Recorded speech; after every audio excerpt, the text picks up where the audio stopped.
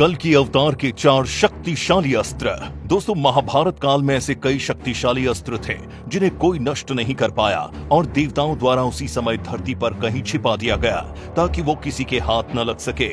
लेकिन क्या आप जानते हैं उनमें से 4 अस्त्र ऐसे हैं जो आज भी धरती पर मौजूद हैं और कलयुग के अंत में कल की अवतार का अस्त्र बनेंगे। पहला, कर्ण के कवच और कुंडल। कर्ण के कवच और कुंडल को भी देवताओं ने धरती पर छुपाया था।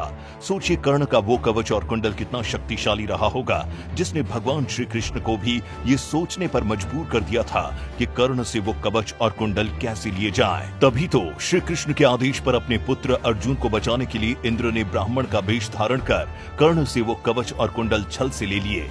लेकिन उसके बाद से इंद्रदेव कभी भी स्वर्ग में प्रवेश नहीं कर पाए।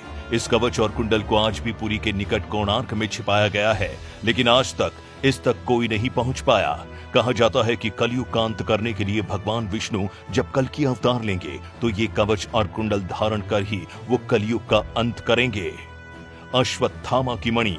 दोस्तों, अश्वत्थामा स्वयं महादेव के अंश थे और जन्म से ही अश्वत्थामा के मस्तक पर एक अमूल्य मणि थी जो उसे दैत्य, दानव, शस्त्र और देवता सभी से निर्भय रखती थी। इस मणि के कारण ही अश्वत्थामा पर किसी भी अस्त्र शस्त्र का असर नहीं हो पाता था। लेकिन कहा जाता है जब श्री कृष्ण ने अपनी सुदर्शन चक्र से अश्वत्थामा के केश काट डाले और उसके मस्तक की मणि निकाल ली, उसके बाद से आज तक अश्वत्थामा धरती पर ही घूम रहे हैं।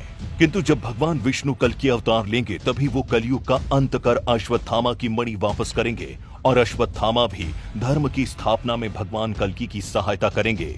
सोचिए अगर आज ये मणि किसी गलत हाथ में लग गई तो क्या होगा। पांचजन्य। दरअसल पांचजन्य श्री कृष्ण के शंख का नाम था। महाभारत युद्ध में श्री कृष्ण अपने पांचजन्य शंख से पांडवों की सेना में उत्साह का संचार करते थे। इसकी आवाज इतनी तीव्र थी जिसे सुनते ही कौरवों की सेना में भय व्याप्त हो जाता था। इस शंख की ध्वनि शेर की दहाड़ से भी कई तेज और भयानक थी। कहा जाता है कि ये शंख आज भी मौजूद है। इस शंख के हरियाणा के करनाल में होने के बारे में बताया जाता है। दिव्य धनुष और तरकश।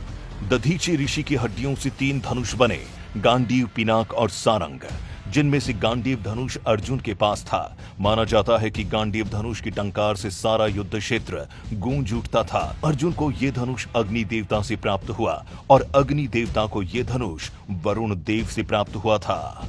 पिनाक भगवान शिव के पास था। भगवान शिव ने इस धनुष के द्वारा ब्रह्मा से अमरत्व का वरदान पाने वाले त्रिपुरासुर नामक राक्षस का अंत किया था।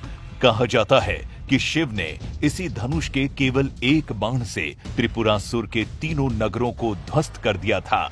बाद में शिव ने इस धनुष को देवराज इंद्र को सौंप दिया था। पिनाक वही शिव धनुष था जिसे देवताओं ने राजा दशरथ के पूर्वजों को सौंप दिया था, जो अंत में धरोहर के रूप में राजा जनक को प्राप्त हुआ। और यही वो पिनाक धनुष है जिसे आगे चलकर भगवान श्री राम ने प्रत्यंचा चढ़ाकर तोड़ दिया था। तो दोस्तों, ये थे वो अस्त्र जो कलयुग के सबसे बड़े युद्ध में उपयोग होने वाले हैं। अब आप ही सोच लीजिए, जिस युद्ध में इन अस्त्रों से प्रहार होगा वो युद्ध कैसा होगा।